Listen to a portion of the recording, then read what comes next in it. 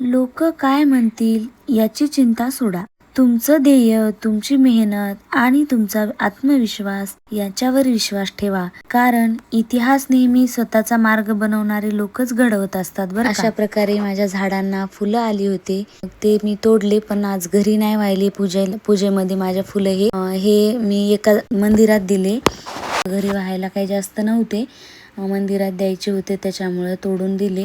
आणि अशा प्रकारे आजच्या व्हिडिओची सुरुवात झालेली आहे छान मस्तपैकी पूजेपासून.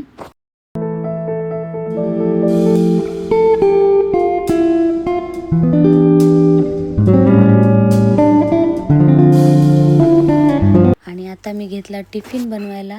तर आज टिफिनमध्ये होती मस्त अशी हेल्दी अशी भाजी. तर ही भाजी आहे तांदूळ कुंदऱ्याची. आम्ही याला तांदूळ कुंदऱ्याची म्हणतो, तुमच्याकडं काय म्हणतात तर ते सांगा मला. आणि एकदम सोपी पण खूप टेस्टी चविष्ट होणारी भाजी. आणि आता ना पावसाळ्यामध्ये भरपूर प्रमाणात येते ही भाजी शेतामध्ये. तर मग आमच्याकडे पण अशीच दिलेली होती, तर मग मी पण बनवायला घेतली आज मुलांच्या टिफिनला आणि आमच्यासाठी पण.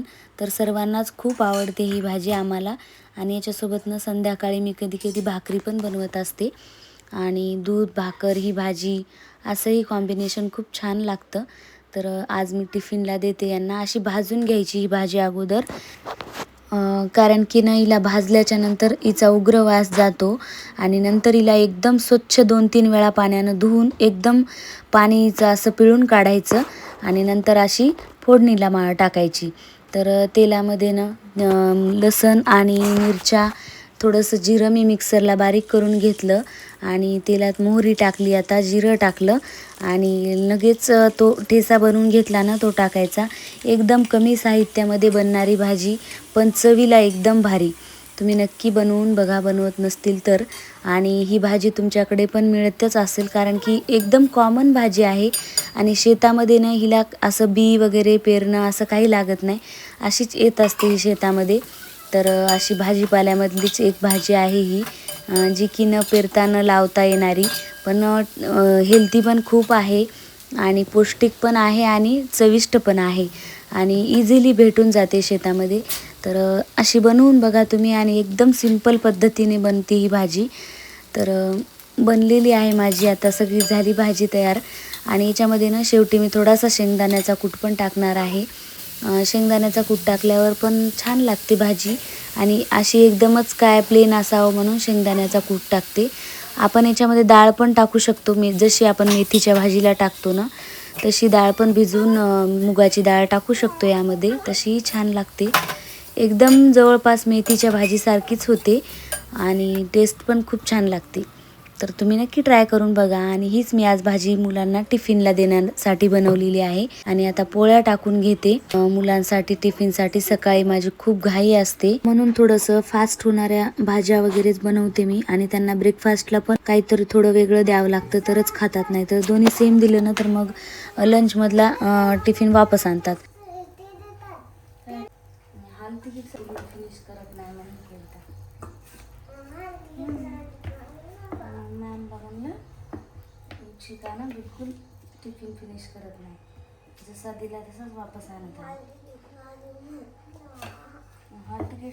इथे ना खुशीची माझ्यासोबत सकाळी सकाळी बडबड अशी चालू असते. त्याच्यामुळं आज त्यांना ब्रेकफास्टला मी दिल्या होत्या, खवा आणला होता, तर त्याच्याच एक एक पोळी बनवून दोघांना दिली. आणि ते ब्रेकफास्टला बनवलं होतं. आणि नंतर मग लंचसाठी भाजी आणि पोळी. आणि तुम्ही चॅनलवर नवीन असाल तर चॅनलला लाईक, शेअर, सबस्क्राईब करायला विसरू नका. आणि साईडला बेल आयकॉनचं बटन असतं ना ते पण टच करा, म्हणजे तुम्हाला माझा जेव्हा व्हिडिओ येईल ना नवीन, तेव्हा लगेच तुम्हाला नोटिफिकेशन येईल त्याच्यामुळं. तर मी ते साईडला ना ही खव्याची पोळी बनवत आहे आणि मला इतक्या आवडतात, माझ्या फेवरेट आहेत खव्याच्या पोळ्या. तर तेच मग आज मुलांना ब्रेकफास्टला दिली आणि नंतर आमच्यासाठी पण बनवल्या होत्या मी. आणि खूप छान झाल्या होत्या. तुमच्यासोबत पण मी स्पेशल अशी एक याची रेसिपी म्हणून शॉर्टमध्ये व्हिडिओ पण शेअर करेल की कशी बनवायची खव्याची पोळी. आणि खूप छान लागते ही पण. तर तुम्ही पण बघा कधी बनवून, जर तुम्ही बनवत नसतील तर. आणि मला गुलाबजामुन पण बनवायचे आहेत खव्याचे, तर त्याची पण मी रेसिपी येणार आहे व्हिडिओ, तर तोही नक्की तुम्ही बघा पूर्ण व्हिडिओ आणि कसा वाटला कमेंट करून सांगा. माझ्या इथे पोळ्या तयार झालेल्या आहेत आता आणि आता या दोघांना मी तूप लावून अशी पोळी दिली ब्रेकफास्टला. टिफिनमध्येच दिली कारण खायला दिली होती घरी, पण त्यांनी काय खाल्ली नाही, मग नंतर पॅक करून दिली टिफिनमध्ये. झालं आता माझे टिफिन गेले दोघंजणं स्कूलला आणि आता माझे भाजीपाला जे आणला होता ना ते मी स्वच्छ करून व्यवस्थित बॉक्समध्ये ठेवून देते फ्रीजमध्ये. आणि नंतर हे असा ठेवला ना व्यवस्थित तरच टिकतो व्यवस्थित, नाही तर मग जसा आणला तसाच जर पन्नीमध्ये आपण ठेवून दिला ना कॅरी बॅगमध्ये तर तो राहत नाही व्यवस्थित. असा ठेवला ना तर टिकून राहतो व्यवस्थित. आणि मला ना इडली बनवायची आहे उद्या, तर आज मला डाळ आणि तांदूळ पण भिजू घालायचे, तर ते पण घालते मी आता एकदा. ह्याचा पण व्हिडिओ उद्या येईल तुम्हाला इडली सांबारचा. तर खूप मुलांना आवडते, तर त्याच्यामुळं मग मी बनवते कधी 15 दिवसातून एखाद्या वेळेस, कारण दोघांनाही खूप आवडते आणि मलाही आवडते. तर उद्या ह्याचाही व्हिडिओ येईल तुम्हाला इडली सांबारचा, तर नक्की बघा पूर्ण व्हिडिओ. तर चला तर भेटूया अशाच एका नवीन छान अशा व्हिडिओमध्ये. तोपर्यंत बाय सर्वांना आणि सर्वांना श्री स्वामी समर्थ. आणि हो, आपली एक छोटीशी कविता जाता जाता माझ्याकडून तुमच्यासाठी. हसण्यात शक्ती आहे, विश्वासात जादू आहे, मनापासून प्रयत्न करणाऱ्यांसाठी प्रत्येक दिवस नवी सुरुवात आहे.